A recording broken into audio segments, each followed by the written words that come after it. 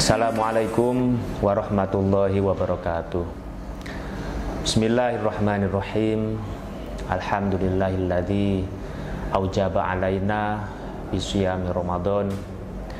Allahumma sholli wa sallim wa barik ala sayyidina Muhammad wa ala alihi wa ashabihi wa man tabi'ahum bi ihsanin ila yaumiddin, amma ba'd.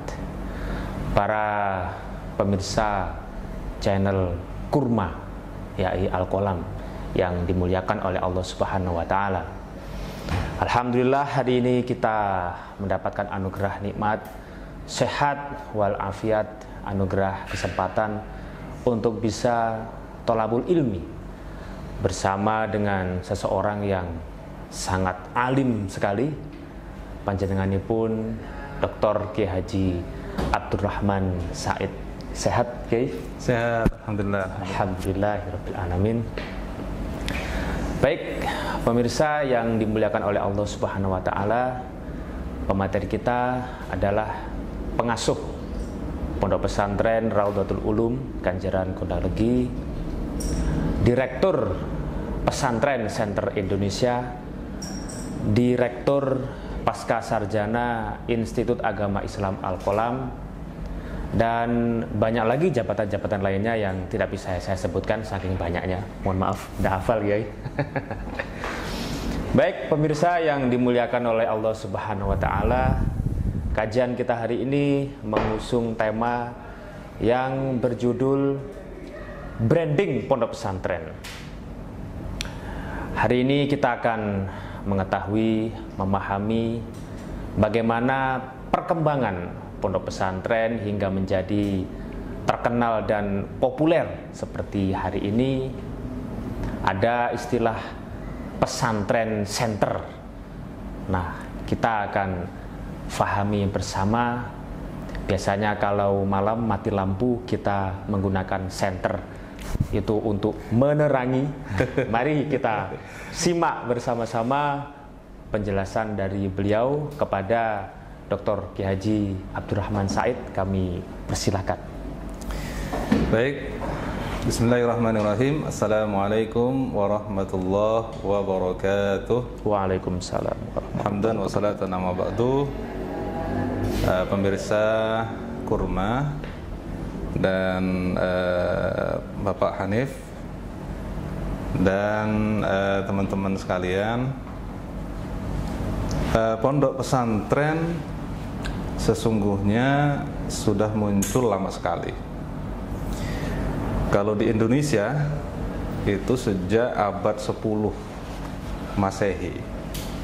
Ada banyak sekali penelitian, misalnya Ahmad Basso itu pada abad ke-14. Dan penelitian-penelitian yang lain ya sekitar itu. Tetapi kalau kita lihat dari berbagai indikasi, sebenarnya pondok pesantren yang sesuai dengan arkanu al-ma'had, jadi bukan hanya arkanul iman ini, arkanul ma'had, jadi rukun-rukun yang harus dipenuhi dalam pembentukan suatu pesantren. Itu kan ada 5 kalau kita lihat undang-undang pesantren tahun 2019.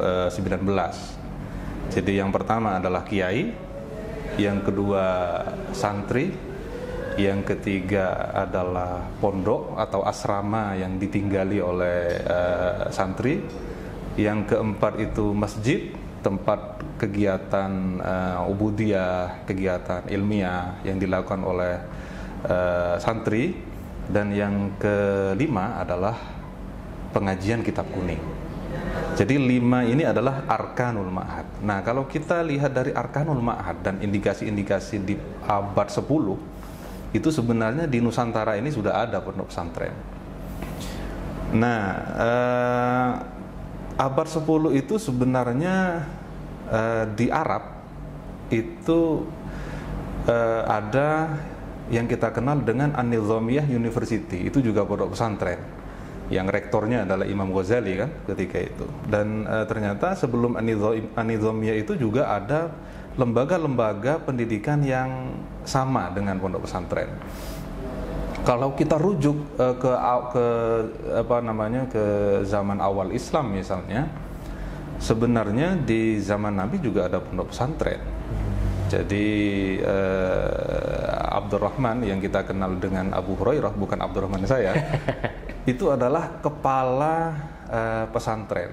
Dia itu kepala pengurus di pondok pesantrennya Kanjeng Nabi. Jadi di Masjid Nabawi, di Masjid Nabawi itu dulu di zaman Nabi di arah timur, ya di kiri masjid itu adalah dalam dari Kanjeng Nabi. Jadi kiainya di situ lah kira-kira. Kemudian bagian belakang masjid itu adalah asrama santri. Iya, jadi mukimnya di situ. Itu dekat dengan pintu atau gerbang atau gate yang memang selalu dilalui oleh jamaah putri. Jadi jamaah putri itu hanya masuk ke masjid di waktu-waktu tertentu saja. Nah, di dekat pintu itu ada tempat yang di atasnya ada atapnya. Jadi masjid Nabi itu tidak semua ada atapnya dulu. Jadi hanya sebagian di depan aja, sama di bagian kiri, bagian sebelah kiri, di bagian belakang. Itu adalah tempatnya para santri, itu asramanya atau pondoknya gitu. Sudah ada dari dulu. Nah, itu kalau kita lihat dari sejarahnya ya, sejarah pesantren seperti itu. Kemudian bagaimana sih branding? Ini kan yang mau kita bicarakan adalah branding ya, branding pesantren. Saya tertarik sekali dengan istilah yang dulu pernah disampaikan oleh Profesor Dr. Muhaimin.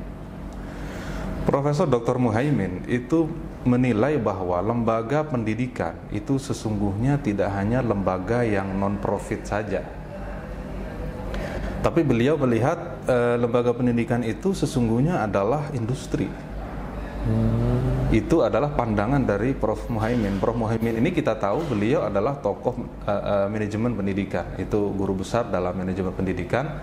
Beliau adalah orang yang ada di balik kurikulum berbasis kompetensi dulu. Jadi awal-awal Indonesia sudah menyadari bahwa kita harus membangun kurikulum yang itu harus basisnya adalah kompetensi, bukan lagi basis basis guru, basis buku gitu ya, yang sebelumnya seperti itu yang menyusun secara nasional ya. Salah satu tokoh di balik itu adalah Prof. Muhaimin. Nah, beliau tidak bisa diragukan lagi ketokohan dan kepakaran ya, expert dalam pendidikan. Beliau mengatakan lembaga pendidikan itu sesungguhnya adalah industri, dan beliau punya istilah sendiri disebut dengan a noble industry atau industri yang mulia. Tertariknya di mana ini? Nah, saya tertariknya begini. Jadi, apakah a noble industry itu juga ada di pondok pesantren? Nah, kalau kita lihat perguruan tinggi atau pendidikan formal, mungkin iya. Mungkin. A noble industry itu saya kira bisa disematkan dalam lembaga pendidikan seperti itu. Tetapi kalau pendidikan non formal seperti pesantren, apakah itu gitu ya? Diniyah gitu kan, TPQ, apakah itu juga a noble industry? Nah, saya kira sama. Jadi sama-sama a noble industry. Apalagi kalau kita bicara tentang pesantren modern ya. Pesantren modern ini sudah mulai banyak sekali. Dan mereka sejak awal sudah menerapkan prinsip-prinsip industri. Jadi di dalam prinsip industri itu ada 5P ya. 5P yang pertama adalah people. Jadi bagaimana sebelum pesantren itu dibuka, pesantren itu sudah membangun SDM-nya. Bagaimana orang-orang yang ada di situ gitu. Jadi people-nya itu dibangun dulu.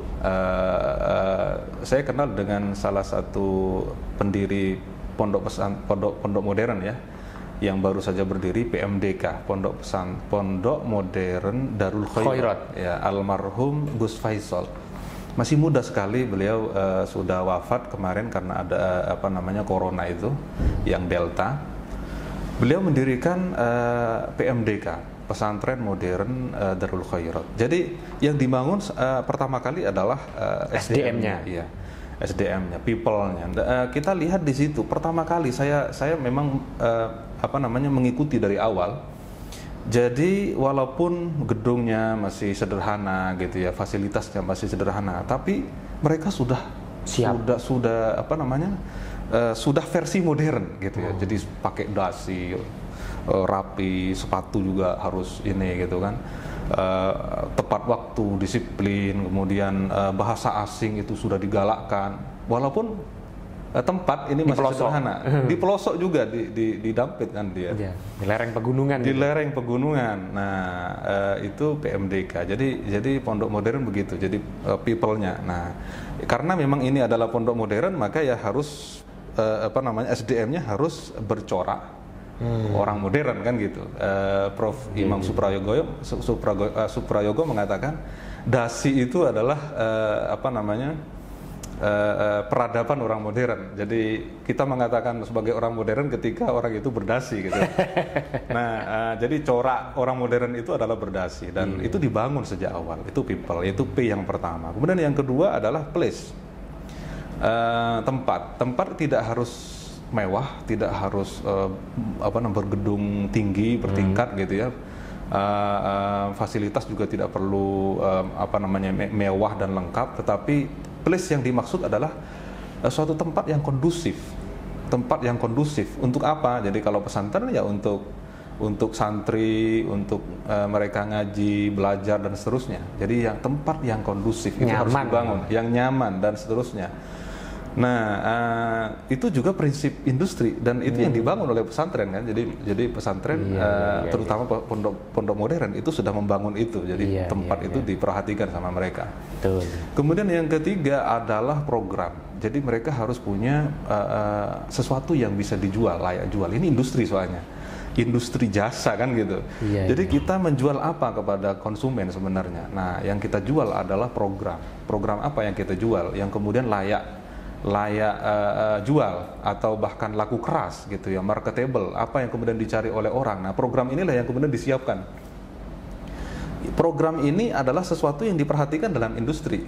Jadi misalnya kita punya industri barang misalnya, maka barang ini bagaimana caranya barang ini laku keras gitu ya, menarik. Mungkin ada packagingnya itu apa namanya, dibungkus dengan sesuatu yang menarik orang dan seterusnya. Nah, ini program. Yang ketiga, setelah kita punya people, lalu kita punya place. Ya, yang memadai, lalu programnya juga menarik gitu ya. Yang keempat, kita tentukan price, harganya berapa gitu kan. Nah, ini yang keempat ini sudah betul-betul industri gitu kan. Ya, price. Jelas gitu ya. Price. Jadi apa namanya, berapa harganya sudah nih. Menghitung profitnya. Nah, ini sudah menghitung profit gitu kan. Jadi kalau saya sudah punya guru doktor gitu ya, sudah punya guru dari Al-Azhar, tempatnya juga luar biasa, modern, apa namanya, kelengkapan fasilitasnya juga lumayan gitu ya, dan programnya juga bagus-bagus gitu ya. Jadi misalnya saya punya program tahfidz selama 3 bulan bisa hafal misalnya ini ya. Saya punya program dalam 3 bulan anak-anak sudah bisa baca kitab. Programnya bagus gitu kan. Maka price. Nah, berani kemudian mengangkat harga gitu kan. Karena ini layak jual gitu kan. Nah, jadi price. Jadi ini juga diperhitungkan, dan ini adalah prinsip industri gitu juga. Kan. Dan ini keempat-empatnya ini ada di pesantren kan. Lalu kemudian yang kelima ini adalah apa namanya, publikasi. Jadi kalau keempat-empatnya ini udah bagus gitu kan, jadi apa namanya, SDM-nya udah bagus, people-nya udah bagus, kemudian place-nya, tempatnya udah bagus, programnya udah bagus, price-nya ya menarik gitu kan. Ini harus dipublikasi kepada konsumen gitu kan. Ada iklan, ada ini. Dan ini sudah sejak lama saya kira pondok pesantren salaf pun melakukan ini. Jadi ada penerimaan santri baru gitu kan, tahun ajaran sekian. Itu adalah bagian dari promosi, prinsip industri, promosi gitu kan. Nah, jadi 5 ini kemudian menjadi indikasi bahwa pesantren sesungguhnya adalah noble industry, dan itu adalah brandingnya pesantren. Nah, kemudian mereka melakukan inovasi gitu kan, ada pesantren yang secara fisik sederhana, tetapi publikasinya luar biasa. Misalnya ambil contoh, misalnya saya punya teman Gusdullah Abdullah Sam, beliau punya pesantren rakyat gitu kan. Ada inovasi program yang luar biasa di situ. Jadi programnya yang luar biasa. Walaupun mungkin place-nya sederhana gitu ya, place-nya sederhana, tetapi program yang luar biasa. Beliau katakanlah salah satu programnya adalah SMA pengusaha. Programnya menarik sekali gitu kan, SMA pengusaha. Artinya di sana diajarkan anak-anak siswa ini diajarkan sebagai pengusaha nanti, entrepreneur. Walaupun kemudian tempatnya ini sederhana, tetapi mereka punya program siswa ini didatangkan ke tempat di mana mereka langsung magang gitu ya. Jadi misalnya pengusaha perdagangan misalnya langsung dibawa ke Basmala, dibawa ke Indomaret, dibawa seperti itu. Jadi itu program. Jadi bagaimana inovasi pesantren memang. Jadi ini juga penting dan ini sudah dilakukan oleh pesantren. Mereka sudah mulai berinovasi. Nah, yang kemudian sekarang ini dilakukan saat-saat ini adalah inovasi dalam hal branding lewat media. Nah, ini juga sekarang sudah mulai karena pesantren saya kira cukup ketinggalan ya, jadi di media. Bagaimana kemudian masyarakat itu bisa mengakses apa yang ada di pesantren melalui media. Ketika misalnya contoh kecil saja, masyarakat ingin tahu apa sih sebenarnya syarat-syarat puasa itu. Mereka biasanya sekarang ini untuk lebih cepatnya itu langsung tanya kepada browsing Google. Bukan Mbah Google lagi sekarang ini, yang banyak ditanya itu adalah Mbak YouTube gitu kan. Kalau dulu Mbah Google, sekarang Mbak YouTube gitu kan. Nah, Mbak YouTube ini sering ditanya gitu. Ketika ditanya yang muncul itu bukan pesantren, bukan dari pesantren gitu kan. Itu sangat disayangkan. Padahal ahlinya dalam hal itu kan itu ada di pesantren. Jadi bagaimana sih mencintai negara? Nah, itu ahlinya ada di pesantren.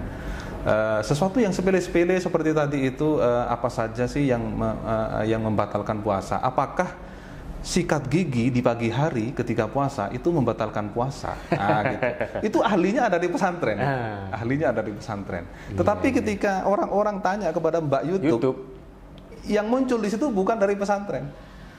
Karena mungkin banyak sekali pesantren yang tidak punya media, gitu ya, tidak kemudian sadar media, gitu. Kalah di publikasinya. Masih kalah di publikasinya. Nah, ini kayaknya perlu ada inovasi-inovasi dari situ. Nah, saya kira banyak sekali ya yang mengindikasikan bahwa sebenarnya pesantren ini harus di branding. Dan pesantren center ini salah satunya kita ingin ke sana. Jadi ingin pesantren ini sudah mulai berinovasi dalam branding ya, karena kita tahu bahwa sesungguhnya yang expert dalam hal ilmu agama itu adalah di pesantren. Jangankan hal yang global gitu, yang rinci itu dipelajari oleh anak santri gitu kan. Mana yang mubtada utawi, mana yang khobar, mana yang hal, itu rinci banget gitu. Bahkan kemudian menjadi perdebatan dalam Bahsul Masail. Ini bukan mubtada, ini bukan sedetail itu. Sedetail itu yang dilakukan oleh anak santri. Apalagi yang global-global, mereka sangat expert dalam hal itu. Sehingga ini harus di branding. Saya kira itu. Baik, pemirsa.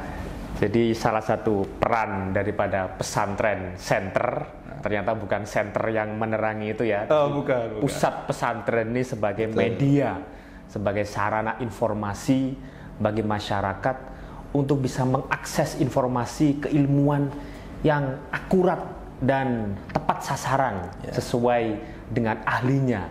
Karena yang ahli itu ada di pesantren. Dengan melalui pesantren center, insya Allah fatwa-fatwa yang disampaikan oleh para kiai itu bisa dipertanggungjawabkan, Mboten Kiai. Amin. Karena kalau YouTube itu hanya sekedar YouTube para pemeran-pemeran yang tidak jelas latar belakangnya, tentu saja keilmuannya juga diragukan. Bisa disimpulkan para pemirsa, jadi pesantren itu upaya-upaya yang sudah dilakukan oleh pesantren itu ternyata sudah memenuhi prinsip-prinsip industri. Ada promosinya. Nah, di antara promosinya itu branding melalui pesantren ID, ini bisa dibilang promosinya pesantren juga ya. Agar dalam upaya masyarakat ini lebih mengenal lebih jauh tentang pesantren yang ada di Indonesia. Baik pemirsa para channel Kurma Institut Agama Islam Al-Qalam yang dimuliakan oleh Allah Subhanahu wa taala. Agar kajian kita hari ini bisa barokah, mari kita tutup dengan doa.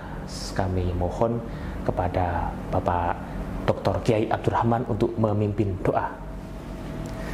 Bismillahirrahmanirrahim. Alhamdulillahirabbil alamin wassalatu wassalamu ala sayyidina Muhammadin wa ala alihi washabbihi ajma'in. Allahumma inna nas'aluka bi annaka antallahul ahadus samadu lam yalid wa lam yulad wa lam yakul lahu kufuwan ahad. أن ترزقنا رزقا حلالا طيبا مباركا وفيرا كثيرا برحمتك يا أرحم الراحمين. ربنا آتنا في الدنيا حسنة وفي الآخرة حسنة وقنا عذاب النار. صلى الله على سيدنا محمد وعلى آله وصحبه وسلم والحمد لله رب العالمين بسر من أسرار الفاتحة. أعوذ بالله من الشيطان الرجيم. بسم الله الرحمن الرحيم. الحمد لله رب العالمين. إياك نعبد وإياك نستعين اهدنا الصراط المستقيم صراط الذين أنعمت عليهم. Terima kasih atas waktu dengan Kiai. Mudah-mudahan senantiasa sehat walafiat. Para pemirsa, kita bertemu lagi pada episode berikutnya. Wassalamualaikum warahmatullahi wabarakatuh. Waalaikumsalam warahmatullahi wabarakatuh.